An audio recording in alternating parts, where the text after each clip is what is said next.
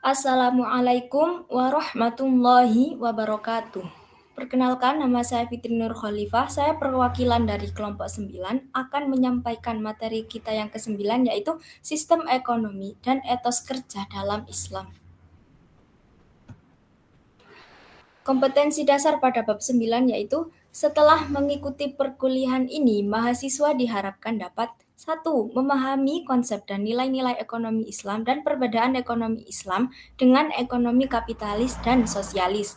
Yang kedua, respon praktik-praktik ekonomi modern, hukum bunga bank, serta memiliki etos kerja dan kemandirian dalam hidup.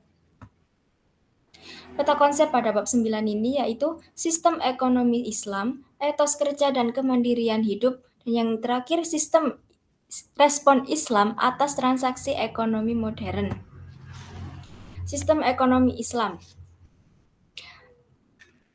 yang dibahas dalam sistem ekonomi Islam ini yaitu pengertian sistem ekonomi Islam, nilai dasar dan instrumental ekonomi Islam, dan yang ketiga perbedaan sistem ekonomi Islam dengan sistem ekonomi kapitalis dan sistem ekonomi sosialis. Yang pertama, pengertian sistem ekonomi Islam. Dalam buku teori dan praktik ekonomi Islam dinyatakan bahwa ekonomi Islam adalah ilmu pengetahuan sosial yang mempelajari masalah ekonomi rakyat yang diilhami oleh nilai-nilai Islam. Kemudian Halide menyatakan bahwa ekonomi Islam adalah kumpulan dasar-dasar umum ekonomi yang disimpulkan dari Al-Quran dan Sunnah yang ada hubungannya dengan ekonomi. Dari dua pengertian tersebut dapat disimpulkan bahwa ekonomi Islam adalah sekumpulan dasar-dasar umum ekonomi yang disimpulkan dari Al-Quran dan As-Sunnah dan merupakan perekonomian yang didirikan di atas landasan dasar-dasar tersebut sesuai dengan kondisi lingkungan dan masa tertentu.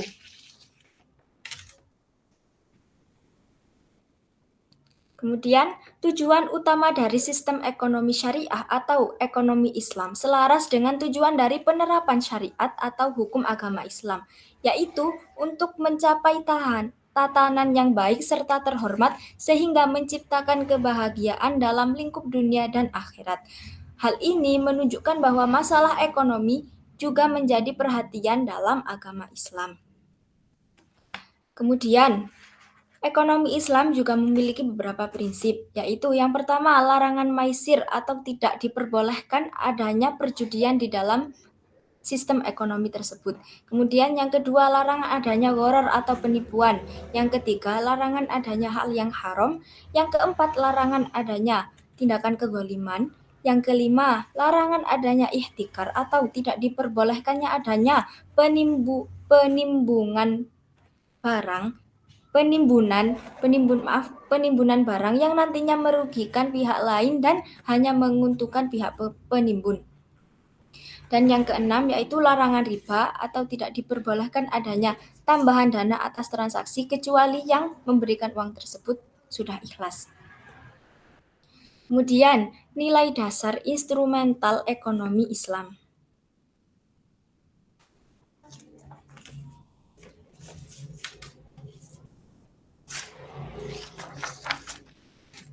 Nilai-nilai dasar ekonomi Islam sebagai implikasi dari asas filsafat tauhid dibagi menjadi 3, yaitu yang pertama kepemilikan. Kepemilikan oleh manusia bukanlah penguasaan mutlak terhadap sumber-sumber ekonomi, sebab sesungguhnya segala sesuatu yang ada di dunia ini hanyalah milik Allah semata. Manusia hanya berhak mengurus dan memanfaatkannya sesuai dengan aturan Allah. Jadi intinya pada hakikatnya semua harta yang ada di tangan manusia merupakan milik Allah karena Allah lah yang menciptakannya. Akan tetapi Allah memberikan hak untuk memanfaatkannya sesuai dengan aturan-aturan Allah tersebut. Kemudian nilai dasar yang kedua yaitu keseimbangan. Keseimbangan merupakan nilai dasar yang memengaruhi berbagai aspek tingkah laku ekonomi seorang muslim. Keseimbangan yang dimaksud di sini yaitu keseimbangan antara kepentingan dunia dan akhirat, antara kepentingan individu dan kepentingan umum, kemudian keseimbangan antara hak dan kewajiban. Dengan adanya keseimbangan ini dapat bisa berupa kesederhanaan, sifat hemat dan adanya sikap jauh dari sikap pemborosan. Kemudian yang ketiga,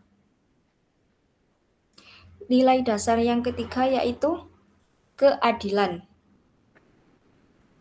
Keadilan harus diterapkan di semua bidang ekonomi dalam proses produksi, konsumsi, maupun distribusi. Selain itu, keadilan juga harus menjadi alat pengatur efisiensi dan pemberantas pemborosan. Keadilan juga berarti kebijaksanaan dalam mengalokasikan sejumlah kecil kegiatan ekonomi tertentu bagi orang yang tidak mampu memasuki pasar, yaitu melalui zakat, infak, dan sedekah kepada orang miskin yang tidak ditentukan jenis, jumlah, maupun waktunya. Dari ketiga nilai dasar tersebut, yaitu kepemilikan, keseimbangan, dan keadilan, merupakan pangkal nilai-nilai instrumental dari sistem ekonomi Islam yang berjumlah 5, yaitu zakat, larangan riba, kerjasama, jaminan sosial, dan peranan negara. Kelima nilai instrumental strategis ini mempengaruhi tingkah laku ekonomi seorang muslim, masyarakat, dan pembangun ekonomi pada umumnya. Kemudian respon Islam atas transaksi ekonomi modern. Yang pertama, mohon maaf. Yang ketiga, perbedaan sistem ekonomi Islam dengan sistem ekonomi kapitalis dan sistem ekonomi sosialis. Jika dipandang secara semata-mata, jika dilihat dari tujuan dan prinsip ekonominya, maka tidak ada perbedaan antara sistem ekonomi Islam dan sistem ekonomi yang lainnya. Namun, jika dilihat dari perbedaan keperluan hidup yang harus dipenuhi, terdapat perbedaan dalam upaya mencapai tujuan, terutama dalam pelaksanaan prinsip ekonomi. Sistem ekonomi Islam sangatlah berbeda dari sistem ekonomi kapitalis maupun sistem ekonomi sosialis. Ekonomi Islam juga tidak berada di antara keduanya, karena sistem ekonomi Islam ini sangat bertolak belakang dengan sistem ekonomi kapitalis yang lebih bersifat individu, dan sistem ekonomi sosialis yang memberikan hampir semua tanggung jawab kepada warganya. Ekonomi Islam ini menetapkan bentuk perdagangan serta penentuan yang boleh dan tidak boleh ditransaksikan. Adapun hal-hal yang membedakan sistem ekonomi Islam dengan sistem-sistem ekonomi yang lainnya adalah yang pertama, asumsi dasar dan norma pokok dalam proses maupun interaksi kegiatan ekonomi yang diberlakukan. Asumsi dasar sistem ekonomi Islam adalah syariat Islam. Syariat Islam diperlakukan secara menyeluruh terhadap individu, keluarga, kelompok masyarakat, pengusaha, dan pemerintah di dalam upaya mereka memenuhi kebutuhan hidupnya. Yang kedua, prinsip ekonomi Islam adalah penerapan asas efisiensi dan manfaat dengan tetap menjaga kelestarian lingkungan alam. Dan yang ketiga, motif ekonomi Islam adalah mencari keseimbangan antara dunia dan akhirat dengan jalan beribadah dalam arti yang luas.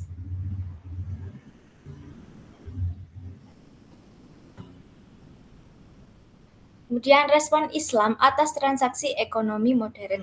Yang pertama, e-commerce atau perdagangan elektronik. Menurut Raharjo, e-commerce adalah suatu cara berbelanja atau berdagang secara online dengan memanfaatkan internet yang di dalamnya terdapat website dan dapat menyediakan layanan get and deliver. Kemudian dalam pandangan Islam,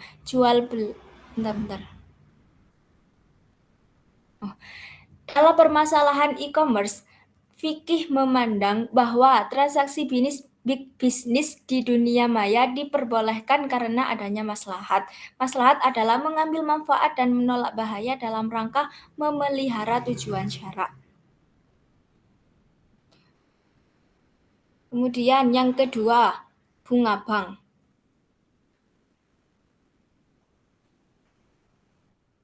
Bank sendiri merupakan perusahaan yang memperdagangkan utang piutang baik berupa uang sendiri maupun dana masyarakat dan mengedarkan uang tersebut untuk kepentingan umum. Kemudian bank sendiri dibagi menjadi dua. Yang pertama bank konvensional dan yang kedua yaitu bank syariah.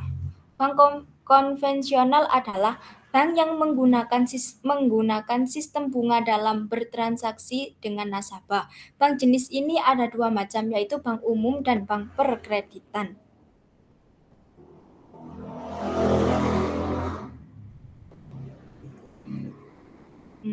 Kemudian dalam era globalisasi sekarang ini, umat Islam boleh dikatakan hampir tidak dapat menghindarkan diri dari bertransaksi dengan bank konvensional, termasuk dalam hal kegiatan ibadah, misalnya seperti haji.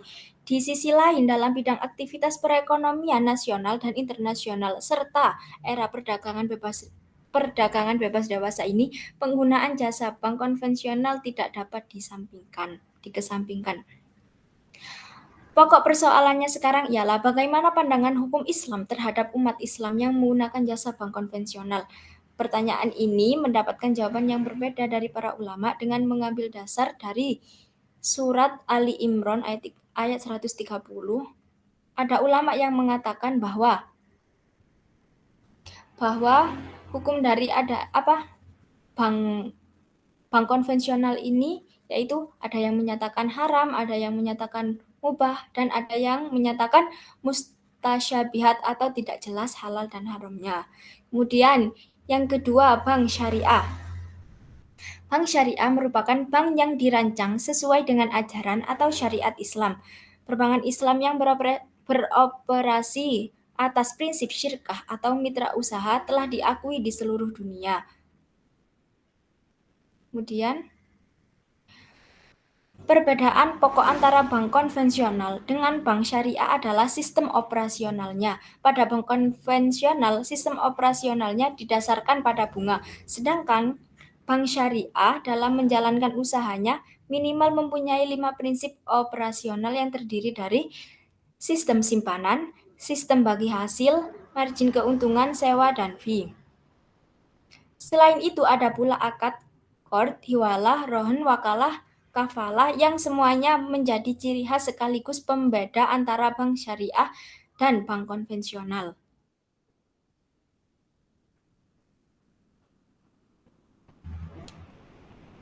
Kemudian, hukum dari bunga bank merupakan riba atau bukan? Para ulama bentar.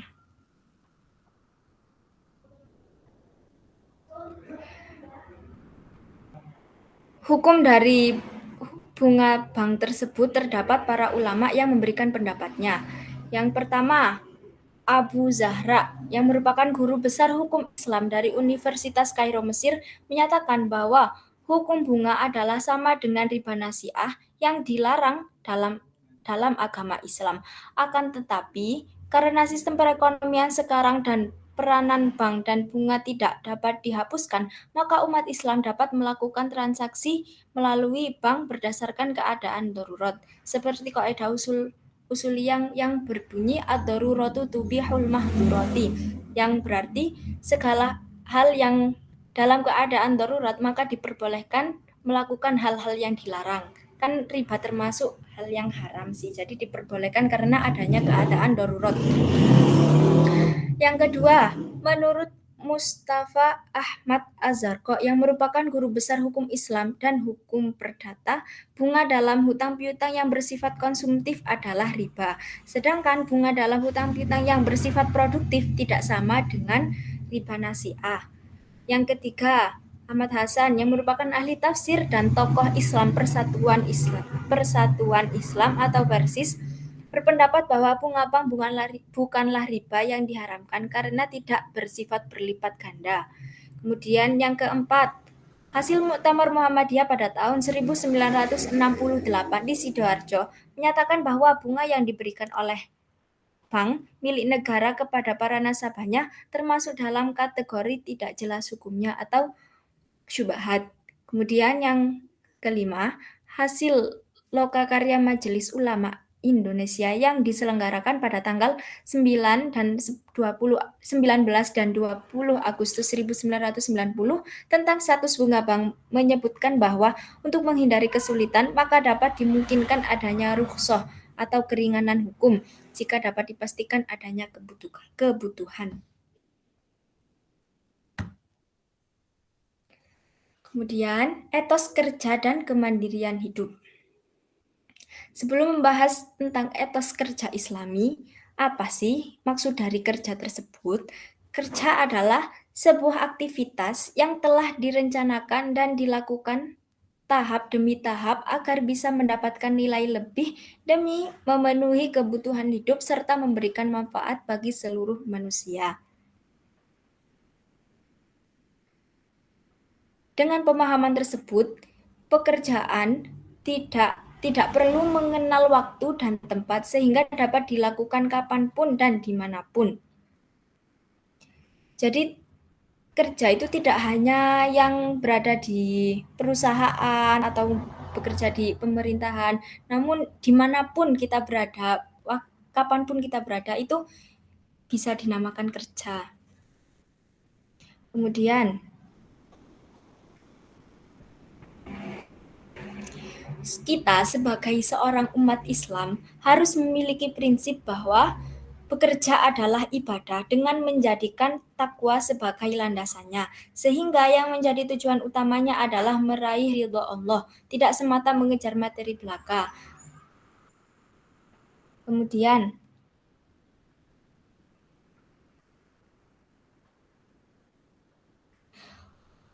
ungkapan Arab menyebutkan al-faraghu mafsadatun, yang berarti menganggur itu merusak. Sifat malas tidak memiliki etos kerja, sikap menganggur hanya akan melahirkan pikiran-pikiran negatif, kesengsaraan, penyakit jiwa, kerapuhan jaringan saraf, menghayal tanpa realitas, keresahan dan kegundahan. Sebaliknya, kerja dan semangat akan menghadirkan kreativitas, kegembiraan, sukacita, dan kebahagiaan.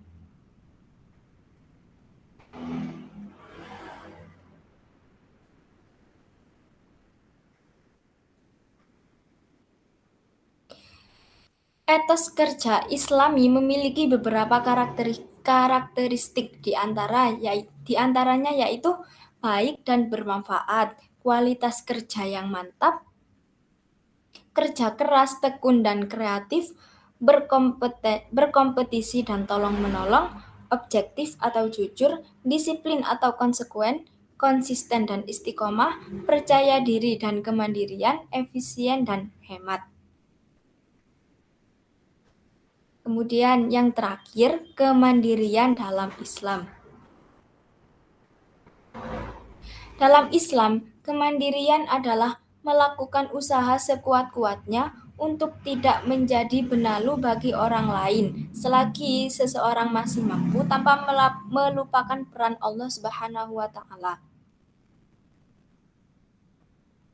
Dengan kata lain, konsep kemandirian Islam dibangun atas dasar tauhid sehingga manusia cukup bergantung hanya kepada Allah Subhanahu wa taala tanpa menafikan kerjasama dengan sesama untuk melipat gandakan kinerja.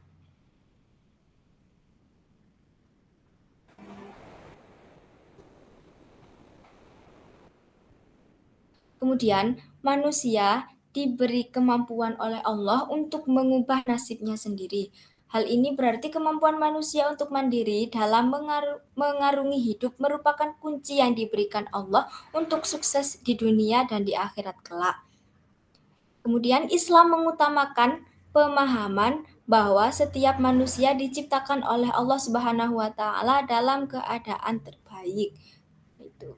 Hal tersebut disebutkan dalam Quran Surah At-Tin ayat 4. Potensi yang dimiliki manusia menunjukkan bahwa setiap manusia memiliki peluang untuk menjadi mulia. Oleh karenanya, setiap muslim tidak layak menjadi beban bagi orang lain. Muslim yang mentalnya peminta dianggap rendah harga dirinya, sebagaimana sabda Nabi Shallallahu Alaihi Wasallam bahwa tangan yang di atas lebih baik daripada tangan yang di bawah. Baik, kesimpulannya yaitu sistem ekonomi dan etos kerja dalam Islam saling berkaitan satu sama lain dan saling melengkapi. Baik, terima kasih. Apabila ada kesalahan dalam pengucapan kata-kata, saya mohon maaf yang sebesar-besarnya. Assalamualaikum warahmatullahi wabarakatuh.